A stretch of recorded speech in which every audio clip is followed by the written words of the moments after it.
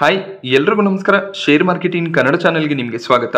May 21ರ market ಅಪ್ಡೇಟ್ನ observe ಮಾಡೋದಾದ್ರೆ ನಿಫ್ಟಿನಲ್ಲಿ ಇವತ್ತೊಂದು flat closing ನೋಡೋದಕ್ಕೆ ಸಿಕ್ತು. 27 ಪಾಯಿಂಟ್ಗಳ ಗೇನ್ನೊಂದಿಗೆ ನಿಫ್ಟಿ ಕ್ಲೋಸಿಂಗ್ ಅನ್ನು ಕೊಟ್ಟಿದೆ. ಹಾಗೆ ಮಾರ್ಕೆಟ್ನಲ್ಲಿ ವಾಲಟಾಲಿಟಿ ಕೂಡ ನೋಡೋದಕ್ಕೆ ಸಿಕ್ಕಿದೆ. ಸೆನ್ಸೆಕ್ಸ್ 52 ಪಾಯಿಂಟ್ಗಳ ಡೌನ್ ಸೈಡ್ನೊಂದಿಗೆ ಕ್ಲೋಸಿಂಗ್ ಅನ್ನು ಕೊಟ್ಟಿದೆ. ಬ್ಯಾಂಕ್ ನಿಫ್ಟಿ ನೆಗೆಟಿವ್ ಆಗಿತ್ತು. 151 ಪಾಯಿಂಟ್ಗಳ ಕರೆಕ್ಷನ್ ಬ್ಯಾಂಕ್ ನಿಫ್ಟಿಯಲ್ಲಿ ನೋಡೋದಕ್ಕೆ ಸಿಕ್ಕಿದೆ. BSEಯಲ್ಲಿ ಲಿಸ್ಟ್ ಆಗಿರುವಂಥ ಎಲ್ಲ ಕಂಪನಿಗಳ ಟೋಟಲ್ ಮಾರ್ಕೆಟ್ ಕ್ಯಾಪ್ $5 ಟ್ರಿಲಿಯನ್ ದಾಟಿದೆ. ನವೆಂಬರ್ 2023ರಲ್ಲಿ BSEಯಲ್ಲಿ ಲಿಸ್ಟ್ ಆಗಿರುವಂಥ ಎಲ್ಲ ಕಂಪನಿಗಳ ಟೋಟಲ್ ಮಾರ್ಕೆಟ್ ಕ್ಯಾಪ್ $4 ಟ್ರಿಲಿಯನ್ ದಾಟಿತ್ತು. ಸೊ ನೆಕ್ಸ್ಟ್ 6 ತಿಂಗಳ ಒಳಗಾಗಿ $1 ಟ್ರಿಲಿಯನ್ ಮಾರ್ಕೆಟ್ ಕ್ಯಾಪ್ ಆಡ್ ಆಗ್ತಿರೋದು ಕಾಣಿಸ್ತಿದೆ. ಸ್ಮಾಲ್ ಕ್ಯಾಪ್ ಮತ್ತೆ ಮಿಡ್ ಕ್ಯಾಪ್ ಸ್ಟಾಕ್ಗಳು ಮತ್ತೆ ಒಂದು ಬೌನ್ಸ್ ಬ್ಯಾಕ್ ಅನ್ನ ಕೊಟ್ಟಿದೆ. ಒಳ್ಳೆ ಒಂದು ರ್ಯಾಲಿ BSE ಲಿಸ್ಟೆಡ್ ಕಂಪನಿಗಳಲ್ಲಿ ನಮಗೆ ನೋಡೋದಕ್ಕೆ ಸಿಗ್ತದೆ.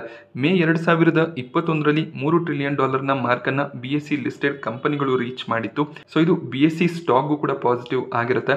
2021ರ ನಂತರ BSE ಸ್ಟಾಕ್ ಪ್ರೈಸ್ ನಲ್ಲಿ ಕೂಡ ಒಳ್ಳೆ ಒಂದು ರ್ಯಾಲಿ ನಮಗೆ ನೋಡೋದಕ್ಕೆ ಸಿಕ್ಕಿದೆ. ಸಾಕಷ್ಟು SME IPOಗಳು ಕೂಡ ಲಿಸ್ಟ್ ಆಗ್ತಿರುತ್ತೆ. ಹಾಗೆ ಮೇನ್ ಬೋರ್ಡ್ ನಲ್ಲಿ ಕೂಡ ಬಹಳಷ್ಟು IPOಗಳು ಲಿಸ್ಟ್ ಆಗ್ತಿದೆ.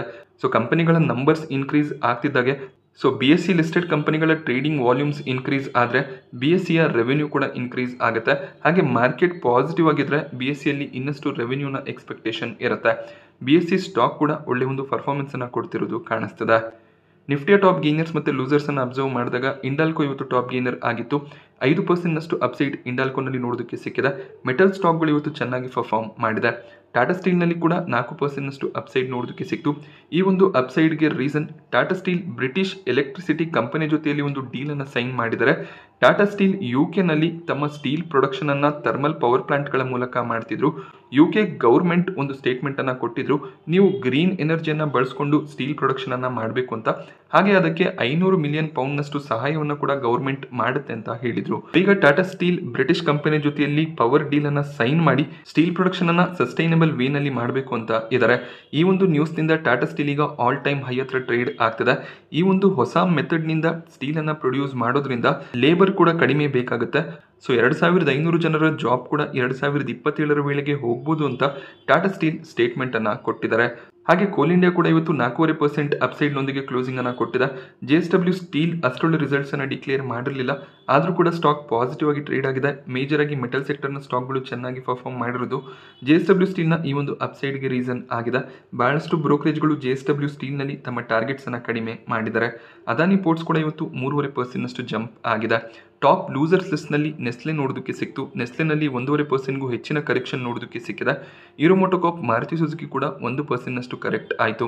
ICICI ಬ್ಯಾಂಕ್ ಮತ್ತೆ TCS ನಲ್ಲಿ ಕೂಡ ನೆಗೆಟಿವ್ ಕ್ಲೋಸಿಂಗ್ ನೋಡೋದಕ್ಕೆ ಸಿಕ್ಕಿದೆ. FII-DII ಆಕ್ಟಿವಿಟಿಯನ್ನು ಅಬ್ಸರ್ವ್ ಮಾಡಿದಾಗ ಮತ್ತೆ FIIs ಕಡೆಯಿಂದ ನೆಟ್ ಸೆಲ್ಲಿಂಗ್ ಇನ್ಕ್ರೀಸ್ ಆಗ್ತಿರೋದು ಕಾಣಿಸ್ತಿದೆ. 1874 ಕೋಟಿ ಅಮೌಂಟ್ನ ನೆಟ್ ಸೆಲ್ಲಿಂಗ್ FIIs ಕಡೆಯಿಂದ ಬಂದಿದೆ. DIIs ನೆಟ್ ಬೈಯರ್ಸ್ ಆಗಿ ಕಂಟಿನ್ಯೂ ಆಗ್ತಿದ್ದಾರೆ. 3548 ಕೋಟಿ ಅಮೌಂಟ್ನ ನೆಟ್ ಬೈಯಿಂಗ್ DIIs ಕಡೆಯಿಂದ ಬಂದಿದೆ. ಹಾಗೆಯೇ FIIs 5 ಸೆಕ್ಟರ್ಸ್ಗಳಲ್ಲಿ ತಮ್ಮ ಒಂದು ಇನ್ವೆಸ್ಟ್ಮೆಂಟ್ ಅನ್ನು ಕಡಿಮೆ ಮಾಡಿದ್ದಾರೆ. Financial sector, IT sector, construction, oil and gas ಮತ್ತು FMCG ಸೆಕ್ಟರ್ನಲ್ಲಿ ತಮ್ಮ ಒಂದು ಹೋಲ್ಡಿಂಗ್ ಅನ್ನು FIIs ಕಡಿಮೆ ಮಾಡಿದ್ದಾರೆ. ಮೇ ಫಸ್ಟ್ ಹಾಫ್ನಲ್ಲಿ 9687 ಕೋಟಿಯಷ್ಟು ಅಮೌಂಟನ್ನು ಫೈನಾನ್ಷಿಯಲ್ ಸರ್ವಿಸ್ ಸ್ಟಾಕ್ಗಳಿಂದ FIIs ವಿಡ್ರಾ ಮಾಡ್ಕೊಂಡಿದ್ದಾರೆ. ಹಾಗೆಯೇ IT ಸೆಕ್ಟರ್ನಲ್ಲಿ 5574 ಕೋಟಿ ಅಮೌಂಟ್ನ ಶೇರ್ಗಳನ್ನು ಸೆಲ್ ಮಾಡಿದ್ದಾರೆ. ಮೂರನೇ ಸೆಕ್ಟರ್ ಕನ್ಸ್ಟ್ರಕ್ಷನ್ ಆಗಿರುತ್ತೆ. ಕನ್ಸ್ಟ್ರಕ್ಷನ್ನಲ್ಲಿ 3800 ಕೋಟಿ ಅಮೌಂಟ್ನಷ್ಟು ಸೆಲ್ಲಿಂಗ್ ನೋಡೋದಕ್ಕೆ ಸಿಕ್ಕಿದೆ. ಆಯಿಲ್ ಅಂಡ್ ಗ್ಯಾಸ್ ಸೆಗ್ಮೆಂಟ್ನಲ್ಲಿ ಕೂಡ 2800 ಕೋಟಿ ಅಮೌಂಟ್ನ ಶೇರ್ಸ್ಗಳನ್ನು FIIs ಡಂಪ್ ಮಾಡಿದ್ದಾರೆ. FMCG ಸೆಕ್ಟರ್ನಲ್ಲಿ ಕೂಡ 1158 ಕೋಟಿ ಅಮೌಂಟ್ನ ಸೆಲ್ಲಿಂಗ್ ನೋಡೋದಕ್ಕೆ ಸಿಗ್ತದೆ. ಸೊ ಈ 5 ಸೆಕ್ಟರ್ಗಳಲ್ಲಿ ಹೆಚ್ಚಿನ ಒಂದು ಸೆಲ್ಲಿಂಗ್ FIIs ಕಡೆಯಿಂದ ಬರ್ತಿದೆ. ಸೊ ಸೆಲ್ಲಿಂಗ್ ಬರ್ತಿದೆ ಅಂದ ತಕ್ಷಣ ಎಲ್ಲ ಶೇರ್ಸ್ಗಳನ್ನು ಅವರು ಸೆಲ್ ಮಾಡ್ತಿಲ್ಲ, ಕೆಲವೊಂದಿಷ್ಟು ಶೇರ್ಸ್ಗಳನ್ನು ಸೆಲ್ ಮಾಡ್ತಿದ್ದಾರೆ. ಬಟ್ ಮತ್ತೆ FIIs ಬೈಯಿಂಗ್ ಅನ್ನು ಮಾಡ್ಕೊಳ್ಳುವಂಥ ಚಾನ್ಸಸ್ ಇರುತ್ತೆ. ಯಾವ ಒಂದು ಸೆಕ್ಟರ್ನಲ್ಲಿ ಹೆಚ್ಚಿನ ಒಂದು ಸೆಲ್ಲಿಂಗ್ ಬಂದಿದೆ ಮತ್ತೆ ಅದೇ ಸೆಕ್ಟರ್ನಲ್ಲಿ FIIs ಬೈ ಮಾಡ್ಕೊಳ್ಳುವಂಥ ಚಾನ್ಸಸ್ ಇರುತ್ತೆ. ಆದ್ದರಿಂದ ಫೈನಾನ್ಷಿಯಲ್ ಸೆಕ್ಟರ್ ಮತ್ತೆ IT ಸೆಕ್ಟರ್ನ ಗಮನದಲ್ಲಿ ಇಡಬೇಕಾಗುತ್ತೆ. ಸೊ ಈ 2 ಸೆಕ್ಟರ್ಗೆ ಬಿಲಾಂಗ್ ಆಗುವಂಥ ಸ್ಟಾಕ್ಗಳಲ್ಲಿ ವೀಕ್ನೆಸ್ ಇದ್ರೆ ಆ ಸ್ಟಾಕ್ಸ್ ಫಂಡಮೆಂಟಲಿ ಸ್ಟ್ರಾಂಗ್ ಆಗಿದ್ರೆ ಲಾಂಗ್ ಟರ್ಮ್ಗೆ ಅಕ್ವೈರ್ ಮಾಡ್ಕೊಳ್ಳೋದಕ್ಕೆ ಒಳ್ಳೆ ಒಂದು ಆಪರ್ಚುನಿಟಿ ಆಗುತ್ತೆ. BL ಸ್ಟಾಕ್ ಪ್ರೈಸ್ನಲ್ಲಿ ಇವತ್ತು 6% ಜಂಪ್ ನೋಡೋದಕ್ಕೆ ಸಿಕ್ತು. ನಿನ್ನೆ ಮೇ 20ಕ್ಕೆ ಭಾರತ್ ಎಲೆಕ್ಟ್ರಾನಿಕ್ಸ್ ಲಿಮಿಟೆಡ್ ತಮ್ಮ ರಿಸಲ್ಟ್ಸ್ ಅನ್ನು ಡಿಕ್ಲೇರ್ ಮಾಡಿದ್ರು. ಒಳ್ಳೆ ಒಂದು ರಿಸಲ್ಟ್ಸ್ ನೋಡೋದಕ್ಕೆ ಸಿಕ್ತು. ಹಾಗೆ 20% ಅಪ್ಸೈಡ್ ಪೊಟೆನ್ಷಿಯಲ್ ಕೂಡ ಇದೆ ಅಂತ ಬ್ರೋಕರೇಜ್ಗಳು ತಮ್ಮ ಟಾರ್ಗೆಟ್ಸ್ ಅನ್ನು ಕೂಡ ಇನ್ಕ್ರೀಸ್ ಮಾಡಿದ್ದಾರೆ. ಆರ್ಡರ್ ಬುಕ್ ಕೂಡ ಸ್ಟ್ರಾಂಗ್ ಆಗಿ ಕಾಣಿಸುತ್ತೆ. ಡಿಫೆನ್ಸ್ ಮಿನಿಸ್ಟ್ರಿ ಕಡೆಯಿಂದ ಸಾಕಷ್ಟು ಆರ್ಡರ್ಗಳನ್ನು BL ಪಡ್ಕೊಂಡಿದ್ದಾರೆ. ಹಾಗೆ ಮುಂದಿನ 5 ವರ್ಷಗಳಲ್ಲಿ 5 ಲಕ್ಷ ಕೋಟಿಗೂ ಹೆಚ್ಚಿನ ಆರ್ಡರ್ಸ್ BLಗೆ ಸಿಗುವಂಥ ಚಾನ್ಸಸ್ ಇದೆ. ಸೊ ಬಿಸ್ನೆಸ್ ಸ್ಟ್ರಾಂಗ್ ಆಗಿ ಕಾಣಿಸುತ್ತೆ. ಹಾಗೆ 2024 ಫಿನಾನ್ಷಿಯಲ್ ಇಯರ್ನಲ್ಲಿ 30,000 ಕೋಟಿಯ ಆರ್ಡರ್ನ BL ಡಿಫೆನ್ಸ್ ಮಿನಿಸ್ಟ್ರಿ ಕಡೆಯಿಂದ ಪಡ್ಕೊಂಡಿದ್ರು. ಹಾಗೆ ಬೇರೆ ಸಾಕಷ್ಟು ಆರ್ಡರ್ಗಳು ಕೂಡ BLಗೆ ಸಿಗ್ತಾ ಇದೆ. ನೋಮುರಾ ಈ ಒಂದು ಸ್ಟಾಕನ್ನು ಕವರ್ ಮಾಡಿ 300ರ ಟಾರ್ಗೆಟ್ ಪ್ರೈಸನ್ನು ಕೊಟ್ಟಿದ್ದಾರೆ. ಹಾಗೆ ಅವರು ಬೈ ರೆಕಮೆಂಡೇಶನನ್ನು ಕೊಡ್ತಾ ಇದ್ದಾರೆ. ಸೊ 8,564 ಕೋಟಿಯಷ್ಟು ರೆವೆನ್ಯೂ ಈ ಒಂದು ಕ್ವಾರ್ಟರ್ನಲ್ಲಿ ಡಿಕ್ಲೇರ್ ಆಗಿದೆ. 1,797 ಕೋಟಿ ಪ್ರಾಫಿಟ್ಸನ್ನು BL ಡಿಕ್ಲೇರ್ ಮಾಡಿದ್ದಾರೆ. ಇದು ಇವರ ಹೈಯೆಸ್ಟ್ ಎವರ್ ರೆವೆನ್ಯೂ ಮತ್ತು ಪ್ರಾಫಿಟ್ಸ್ ಆಗಿರುತ್ತೆ. ಯೂಶಲಿ ಮಾರ್ಚ್ ತಿಂಗಳಲ್ಲಿ ಒಳ್ಳೆ ಒಂದು ರೆವೆನ್ಯೂಸ್ ಮತ್ತು ಪ್ರಾಫಿಟ್ಸ್ ನಮಗೆ ನೋಡೋದಕ್ಕೆ ಸಿಗುತ್ತೆ. ಬಟ್ ಈ ಒಂದು ಕ್ವಾರ್ಟರ್ನಲ್ಲಿ ಕಳೆದ ವರ್ಷಕ್ಕೆ ಕಂಪೇರ್ ಮಾಡಿದಾಗ ಒಳ್ಳೆ ಒಂದು ರೆವೆನ್ಯೂ ಗ್ರೋತ್ ಮತ್ತು ಪ್ರಾಫಿಟ್ ಗ್ರೋತ್ ನೋಡೋದಕ್ಕೆ ಸಿಕ್ಕಿದೆ. ಸೊ ಕ್ವಾರ್ಟರ್ ಪ್ರಾಫಿಟ್ಸ್ ಡಬಲ್ ಆಗ್ತಿರೋದು ಕಾಣಿಸ್ತಿದೆ. ಹಾಗೆ ಇವತ್ತು ಬೇರೆ ಡಿಫೆನ್ಸ್ ಸೆಕ್ಟರ್ನ ಸ್ಟಾಕ್ಗಳಲ್ಲಿ ಕೂಡ ಒಳ್ಳೆ ಒಂದು ಪಾಸಿಟಿವ್ ಸೆಂಟಿಮೆಂಟ್ ನೋಡೋದಕ್ಕೆ ಸಿಗ್ತದೆ. ಸೊ ಎಲೆಕ್ಷನ್ ರಿಸಲ್ಟ್ಸ್ ಕೂಡ ಬರ್ತಿರೋದ್ರಿಂದ ಡಿಫೆನ್ಸ್ ಮತ್ತು ರೈಲ್ವೆ ಸೆಕ್ಟರ್ನ ಸ್ಟಾಕ್ಗಳಲ್ಲಿ ಬೈಯಿಂಗ್ ಎಮರ್ಜ್ ಆಗ್ತಾ ಇದೆ. IRFCಯಲ್ಲಿ ಕೂಡ 3% ಜಂಪ್ ನೋಡೋದಕ್ಕೆ ಸಿಕ್ತು. IRFC ಕೂಡ ನಿನ್ನೆ ತಮ್ಮ Q4 ರಿಸಲ್ಟ್ಸನ್ನು ಡಿಕ್ಲೇರ್ ಮಾಡಿದ್ರು. IRFC ಕಡೆಯಿಂದ ಕೂಡ ಒಳ್ಳೆ ಒಂದು ರಿಸಲ್ಟ್ಸ್ ನೋಡೋದಕ್ಕೆ ಸಿಕ್ಕಿದೆ. Year on year profits 34% increase ಆಗಿದೆ. ಹಾಗೆ ಕಂಪನಿ ಡಿವಿಡೆಂಡ್ನ ಕೂಡ ಅನೌನ್ಸ್ ಮಾಡಿದ್ದಾರೆ. 70 ಪೈಸೆಯ ಡಿವಿಡೆಂಡ್ ಅನೌನ್ಸ್ ಆಗಿದೆ. 50,000 ಕೋಟಿಯ ಫಂಡ್ ರೈಸಿಂಗ್ ಪ್ಲಾನ್ ಅನ್ನು ಕೂಡ IRFCಯ ಬೋರ್ಡ್ ಅಪ್ರೂವ್ ಮಾಡಿದ್ದಾರೆ. IRFC ರೈಲ್ವೆ ಸೆಕ್ಟರ್ನ ಕಂಪನಿಗಳಿಗೆ ಫಿನಾನ್ಸ್ ಅನ್ನು ಮಾಡುವಂಥ ಕಂಪನಿ ಆಗಿರುತ್ತೆ. ರೈಲ್ವೇಸ್ನಲ್ಲಿ ಏನೇ ಒಂದು ಇಂಪ್ರೂವ್ಮೆಂಟ್ ಅಥವಾ ಏನೇ ಒಂದು ಆಕ್ಟಿವಿಟಿ ಆಗಬೇಕು ಅಂದರೆ ಅದಕ್ಕೆ ಫೈನಾನ್ಸ್ನ ನೀಡ್ ಇದ್ದಾಗ ಅದನ್ನು ಪ್ರೊವೈಡ್ ಮಾಡುವಂಥ ಕಂಪನಿ IRFC ಆಗಿರ್ತಾರೆ. ಸೊ ಅವ್ರಿಗೂ ಕೂಡ ಫಂಡ್ನ ಅವಶ್ಯಕತೆ ಇರುತ್ತೆ. ಆದ್ದರಿಂದ ಅವರು NCDಗಳನ್ನು ಬಾಂಡ್ಗಳನ್ನು ಇಶ್ಯೂ ಮಾಡಿ ಫಂಡ್ ರೈಸಿಂಗನ್ನು ಮಾಡ್ತಿರ್ತಾರೆ. IRFC ಈ ಒಂದು ಕ್ವಾರ್ಟರ್ನಲ್ಲಿ 1,717 ಕೋಟಿ ಪ್ರಾಫಿಟ್ಸನ್ನು ಡಿಕ್ಲೇರ್ ಮಾಡಿದ್ದಾರೆ. Year on year quarter profit increase ಆಗ್ತಿರೋದು ಕಾಣಿಸ್ತಿದೆ. ಹಾಗೆಯೇ ಕಳೆದ ಕ್ವಾರ್ಟರ್ಗೆ ಕಂಪೇರ್ ಮಾಡಿದಾಗ ಸ್ವಲ್ಪ ಇವರ ರೆವೆನ್ಯೂ ಕಡಿಮೆ ಆಗಿದೆ.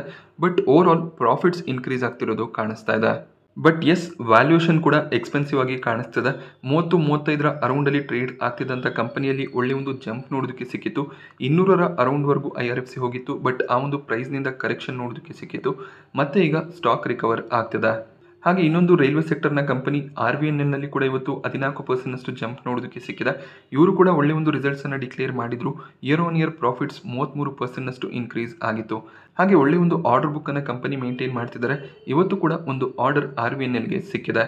ಸೌತ್ ಈಸ್ಟರ್ನ್ ರೈಲ್ವೇಸ್ನ ಕಡೆಯಿಂದ 148 ಕೋಟಿಯ ಎಲೆಕ್ಟ್ರಿಫಿಕೇಶನ್ ವರ್ಕ್ ರಿಲೇಟೆಡ್ ಆರ್ಡರ್ RVNLಗೆ ಸಿಕ್ಕಿದೆ. ಸೊ ಕಂಟಿನ್ಯೂಸ್ ಆರ್ಡರ್ಗಳು RVNLಗೆ ಸಿಗ್ತಾ ಇದೆ. ಸೊ ಈ ಒಂದು ರೀಸನ್ನಿಂದ ಕೂಡ ಸ್ಟಾಕ್ ಪ್ರೈಸ್ನಲ್ಲಿ ಇವತ್ತು ಒಳ್ಳೆ ಒಂದು ಜಂಪ್ ನಮಗೆ ನೋಡೋದಕ್ಕೆ ಸಿಗ್ತದೆ. ಹಾಗೆ ಇದೇ ರೀತಿಯ ಮೊಮೆಂಟಮ್ ರೈಲ್ವೆ ಸೆಕ್ಟರ್ನ ಸ್ಟಾಕ್ಗಳಲ್ಲಿ ಬಂದರೆ ಎಲೆಕ್ಷನ್ ರಿಸಲ್ಟ್ಗೂ ಮುಂಚೆನೇ ಒಂದು ಪ್ರಾಫಿಟ್ ಬುಕಿಂಗ್ ಬರುವಂಥ ಚಾನ್ಸಸ್ ಇರುತ್ತೆ. ಹಾಗೆ ಸ್ಟಾಕ್ ಪ್ರೈಸ್ನಲ್ಲಿ ವೀಕ್ನೆಸ್ ಬರುವಂಥ ಎಕ್ಸ್ಪೆಕ್ಟೇಷನ್ಸ್ಗಳು ಕೂಡ ಇರುತ್ತೆ. ಆದ್ದರಿಂದ ಹೈಯರ್ ಲೆವೆಲ್ನಲ್ಲಿ ಎಂಟರ್ ಆಗೋದಕ್ಕೆ ಹೋಗಬೇಡಿ. ಕರೆಕ್ಷನ್ಗೆ ವೆಯ್ಟ್ ಮಾಡಬೇಕಾಗುತ್ತೆ. ಲಾಂಗ್ ಟರ್ಮ್ನ ಇನ್ವೆಸ್ಟ್ಮೆಂಟ್ ಪರ್ಸ್ಪೆಕ್ಟಿವ್ ಇದ್ರೂ ಕೂಡ ಸ್ವಲ್ಪ ಸ್ಟಾಕ್ ಕರೆಕ್ಟ್ ಆದಮೇಲೆ ಬೈಯಿಂಗ್ನ ಪ್ಲಾನನ್ನು ಮಾಡಬಹುದಾಗುತ್ತೆ. ವೊಡಾಫೋನ್ ಐಡಿಯಾದ ಬೋರ್ಡ್ 2,075 ಕೋಟಿಯಷ್ಟು ಅಮೌಂಟ್ನ ಶೇರ್ಸ್ಗಳನ್ನು ಆದಿತ್ಯ ಬಿರ್ಲಾ ಗ್ರೂಪ್ ಎಂಟಿಟಿಗೆ ಅಲಾಟ್ ಮಾಡಿದ್ದಾರೆ. ಆದಿತ್ಯ ಬಿರ್ಲಾ ಗ್ರೂಪ್ನ ಪ್ರಮೋಟರ್ ಎಂಟಿಟಿ 2,000 ಕೋಟಿಯಷ್ಟು ಫಂಡ್ ಇನ್ಫ್ಯೂಷನ್ ಅನ್ನು ಮಾಡಿದ್ರು. ಅದರ ಪರವಾಗಿ ಈಗ ಶೇರ್ಸ್ಗಳನ್ನು ಗ್ರೂಪ್ ಆಫ್ ಎಂಟಿಟಿಗೆ ಅವರು ಅಲಾಟ್ ಮಾಡಿದ್ದಾರೆ. ಹಾಗೆ ಇನ್ನಷ್ಟು ಫಂಡ್ ರೈಸಿಂಗ್ನ ಪ್ಲಾನ್ಸ್ ಅನ್ನು ವೊಡಾಫೋನ್ ಐಡಿಯಾ ಬೋರ್ಡ್ ಹೊಂದಿದ್ದಾರೆ. ರೀಸೆಂಟಾಗಿ FPOನ ಕೂಡ ತಂದಿದ್ರು. ಇನ್ನೂ 25,000 ಕೋಟಿಯಷ್ಟು ಫಂಡ್ ರೈಸಿಂಗ್ನ ಪ್ಲಾನ್ಸ್ ಇದೆ. ಓವರ್ ಆಲ್ ಬಿಸ್ನೆಸ್ ಸ್ಟ್ರಾಂಗ್ ಆಗಿ ಕಾಣಿಸ್ತಿದೆ. ಹಾಗೆ ಇವತ್ತು ಸ್ಟಾಕ್ 2.5% ಅಪ್ಸೈಡ್ನೊಂದಿಗೆ ಕ್ಲೋಸಿಂಗ್ ಅನ್ನು ಕೊಟ್ಟಿದೆ. ಫಂಡ್ ರೈಸಿಂಗ್ನ ಪ್ಲಾನ್ಸ್ ಇರೋದ್ರಿಂದ ನೋಮುರಾ ಸ್ಟಾಕನ್ನು ಅಪ್ಗ್ರೇಡ್ ಮಾಡಿದ್ದಾರೆ.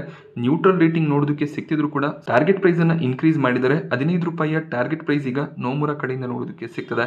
ವೊಡಾಫೋನ್ ಐಡಿಯಾ ಫಂಡ್ ರೈಸಿಂಗ್ ಅನ್ನು ಮಾಡ್ತಿರೋದು ಅವರ ಬಿಸ್ನೆಸ್ ಅನ್ನ ಇನ್ನಷ್ಟು ಸ್ಟ್ರೆಂಥೆನ್ ಮಾಡುತ್ತೆ. ಹಾಗೆ ARPU ಕೂಡ ಇನ್ಕ್ರೀಸ್ ಆಗುವಂತ ಚಾನ್ಸಸ್ ಇದೆ. ಹಾಗೆ ವೊಡಾಫೋನ್ ಐಡಿಯಾ ಸಿಗ್ನಿಫಿಕೆಂಟ್ ಆಗಿ ARPU ನ ಇನ್ಕ್ರೀಸ್ ಮಾಡುವಂತ ತಮ್ಮ ಫೋಕಸ್ ಅನ್ನ ಹೊಂದಿದ್ದಾರೆ. ಇದು ಕೂಡ ಬಿಸ್ನೆಸ್ಗೆ ಪಾಸಿಟಿವ್ ಆಗುತ್ತೆ ಅಂತ 15 ರೂಪಾಯಿಯ ಟಾರ್ಗೆಟ್ ಅನ್ನ ನೋಮುರಾ ಕೊಟ್ಟಿದ್ದಾರೆ. ಡೆಲಿವರಿ ಸ್ಟಾಕ್ ಪ್ರೈಸ್ನಲ್ಲಿ ಇವತ್ತು 10% ಫಾಲ್ ನೋಡೋದಕ್ಕೆ ಸಿಕ್ತು. ಡೆಲಿವರಿ ವೀಕೆಂಡ್ನಲ್ಲಿ ತಮ್ಮ ರಿಸಲ್ಟ್ಸನ್ನು ಅನೌನ್ಸ್ ಮಾಡಿದ್ರು. ಲಾಸ್ ನೋಡೋದಕ್ಕೆ ಸಿಕ್ಕಿತ್ತು. ಕಳೆದ ಕ್ವಾರ್ಟರ್ನಲ್ಲಿ ಪ್ರಾಫಿಟ್ ಡಿಕ್ಲೇರ್ ಮಾಡಿದ್ರು. ಬಟ್ ಈ ಒಂದು ಕ್ವಾರ್ಟರ್ನಲ್ಲಿ ಲಾಸ್ ಬಂದಿರೋದ್ರಿಂದ ಸ್ವಲ್ಪ ವೀಕ್ನೆಸ್ ನೋಡೋದಕ್ಕೆ ಸಿಕ್ಕಿದೆ. ಬಟ್ ಡೆಲಿವರಿ ಒಂದು ಲಾಂಗ್ ಟರ್ಮ್ನ ಸ್ಟಾಕ್ ಆಗಿರುತ್ತೆ. 500 ರೂಪಾಯಿವರೆಗೂ ಟಾರ್ಗೆಟ್ಸ್ ಬ್ರೋಕರೇಜ್ಗಳ ಕಡೆಯಿಂದ ಡೆಲಿವರಿಯಲ್ಲಿ ನೋಡೋದಕ್ಕೆ ಸಿಗುತ್ತೆ. ಬಟ್ ಲಾಂಗ್ ಟರ್ಮ್ನ ಪರ್ಸ್ಪೆಕ್ಟಿವ್ ಇದ್ರೆ ಮಾತ್ರ ಈ ಕಂಪನಿಗಳನ್ನು ಆ್ಯಡ್ ಮಾಡ್ಕೋಬೇಕಾಗತ್ತೆ. ದೀಪಕ್ ನೈಟ್ರೇಟ್ ಇವತ್ತು ಫ್ಲಾಟ್ ಕ್ಲೋಸಿಂಗ್ ಅನ್ನು ಕೊಟ್ಟಿದೆ. ದೀಪಕ್ ನೈಟ್ರೇಟ್ ಕೂಡ ನಿನ್ನೆ ತಮ್ಮ ರಿಸಲ್ಟ್ಸ್ ಅನ್ನು ಡಿಕ್ಲೇರ್ ಮಾಡಿದ್ರು. ಒಳ್ಳೆ ಒಂದು ರಿಸಲ್ಟ್ಸ್ ನೋಡೋದಕ್ಕೆ ಸಿಕ್ಕಿದೆ. ಇಯರ್ ಆನ್ ಇಯರ್ ಕ್ವಾರ್ಟರ್ ರೆವೆನ್ಯೂನಲ್ಲಿ ಒಳ್ಳೆ ಒಂದು ಜಂಪ್ ಇದೆ. 254 ಕೋಟಿ ಪ್ರಾಫಿಟ್ಸ್ ಅನ್ನ ಈ ಕ್ವಾರ್ಟರ್ನಲ್ಲಿ ಡಿಕ್ಲೇರ್ ಮಾಡಿದ್ದಾರೆ. ಮಾರ್ಚ್ 2023ರಲ್ಲಿ 234 ಕೋಟಿಯ ಪ್ರಾಫಿಟ್ ಡಿಕ್ಲೇರ್ ಆಗಿತ್ತು. ಹಾಗೆ ಕಳೆದ ಕ್ವಾರ್ಟರ್ನಲ್ಲಿ 202 ಕೋಟಿಯಷ್ಟು ಪ್ರಾಫಿಟ್ಸ್ ಅನ್ನ ಡಿಕ್ಲೇರ್ ಮಾಡಿದ್ರು. So quarter year on year profits increase ಆಗಿದೆ. ದೀಪಕ್ ನೈಟ್ರೇಟ್ ಕಳೆದ ಒಂದು ತಿಂಗಳಲ್ಲಿ ಒಳ್ಳೆ ಒಂದು ಗೇನ್ಸ್ ಅನ್ನ ಪಡ್ಕೊಂಡಿದೆ. ಆದ್ರಿಂದ ಸ್ಟಾಕ್ ಇವತ್ತು ಫ್ಲಾಟ್ ಆಗಿ ಟ್ರೇಡ್ ಆಗಿದೆ. ಬಟ್ ದೀಪಕ್ ನೈಟ್ರೇಟ್ ಲಾಂಗ್ ಟರ್ಮ್ಗೆ ಒಳ್ಳೆ ಒಂದು ಬೆಟ್ ಆಗುತ್ತೆ. IPO ವಿಚಾರಕ್ಕೆ ಬಂದಾಗ ಆಫೀಸ್ ಸ್ಪೇಸ್ ಸೊಲ್ಯೂಷನ್ನ IPO ನಾಳೆ ಸಬ್ಸ್ಕ್ರಿಪ್ಷನ್ಗೆ ಓಪನ್ ಆಗ್ತದೆ. ಸೊ ಈ ಒಂದು IPO ಬಗ್ಗೆ ಆಲ್ರೆಡಿ ಡೀಟೇಲ್ ವಿಡಿಯೋನ ನಾನು ಮಾಡಿದ್ದೀನಿ. ಆ ವಿಡಿಯೋನ ನೀವು ಇನ್ನೂ ನೋಡಿಲ್ಲ ಅಂದರೆ ಲಿಂಕ್ ನಿಮಗೆ ಡಿಸ್ಕ್ರಿಪ್ಷನ್ ಬಾಕ್ಸ್ ಆಗಿ ಐ ಬಟನಲ್ಲಿ ಅವೈಲೇಬಲ್ ಇರುತ್ತೆ. IPO ಅನೌನ್ಸ್ ಆದಾಗಿಂದ ಪ್ರೀಮಿಯಂ ಇನ್ಕ್ರೀಸ್ ಆಗ್ತದೆ. ಆಫೀಸ್ ಒಂದು ಲಾಸ್ ಮೇಕಿಂಗ್ ಕಂಪನಿ ಆಗಿದೆ, ಬಟ್ ಸ್ಟಿಲ್ ಪ್ರೀಮಿಯಂ 165 ಅರೌಂಡಲ್ಲಿ ನೋಡೋದಕ್ಕೆ ಸಿಗ್ತದೆ. 43% ಲಿಸ್ಟಿಂಗ್ ಇನ್ನ ಎಕ್ಸ್ಪೆಕ್ಟೇಷನ್ ಇವತ್ತಿರುತ್ತೆ. ಸೊ ಇದೇ ರೀತಿ ಒಂದು ಪ್ರೀಮಿಯಂ ಕೊನೆ ದಿನದವರೆಗೂ ಕಂಟಿನ್ಯೂ ಆದರೆ ಖಂಡಿತವಾಗ್ಲೂ ಲಿಸ್ಟಿಂಗ್ ಗೇನ್ಗಳಿಗೋಸ್ಕರ ಅಪ್ಲಿಕೇಶನ್ ಅನ್ನು ಹಾಕ್ಬೋದಾಗುತ್ತೆ. ಸೊ ಕೇವಲ 600 ಕೋಟಿ ಇಶ್ಯೂ ಸೈಜ್ನ IPO ಆಗಿರುತ್ತೆ. ಹಾಗೆ ರಿಟೇಲ್ ಕ್ಯಾಟಗರಿಯಲ್ಲಿ ಕೇವಲ 10% ಆಫರ್ ಅನ್ನು ಮಾತ್ರ ಮಾಡಿದ್ದಾರೆ. ಆದ್ರಿಂದ ಅಲಾಟ್ಮೆಂಟ್ನ ಚಾನ್ಸಸ್ ಕೂಡ ಕಷ್ಟನೇ ಇರುತ್ತೆ. ನಾನಿವತ್ತು ನಿಮಗೆ ಮಾರ್ಕೆಟ್ನ ಬಗ್ಗೆ ಕೊಟ್ಟಂಥ ಇನ್ಫಾರ್ಮೇಷನ್ ಇಷ್ಟ ಆದರೆ ವಿಡಿಯೋನ ಲೈಕ್ ಮಾಡಿ. ಹಾಗೆ ಇದೇ ರೀತಿಯ ಮಾರ್ಕೆಟ್ ಅಪ್ಡೇಟ್ಸ್ಗಳಿಗೋಸ್ಕರ ಚಾನಲ್ನ ಸಬ್ಸ್ಕ್ರೈಬ್ ಮಾಡ್ಕೊಳ್ಳಿ. Thank you friends.